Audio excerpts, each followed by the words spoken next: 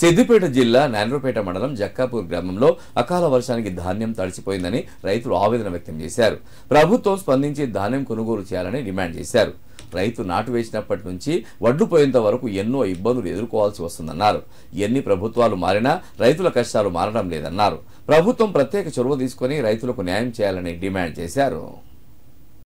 ఏర్పడకుండా వడగళ్ల వర్షం వచ్చి మేము రాసులు చేసి ఇంటి వద్ద నిద్రపోయినప్పుడు తెల్లార వరకు వచ్చి చూసే వరకు మొత్తం కొట్టుకపోవడు, మొత్తం తడుసుడు. మరి ఎంతో ఇబ్బంది అయినా రైతుకున్నంత కట్టం రైతే రాదంటారు, కానీ రైతంత అభిమానం ఎవరు ఉండరు. నాటేసినాక ఊస తిరిగిపోవుడు, మెడలు తిరిగిపోవుడు, వరి అంతా పొల్లు పోయి అట్లా ఇబ్బంది పడి తీసుకొచ్చి ఇక్కడ పోసి రాజు చేసిన దానికి ఇకసుత ఏం లాభం లేదు. దీన్ని తక్షణమే గవర్నమెంట్ వెంటనే ఆదుకోవాలని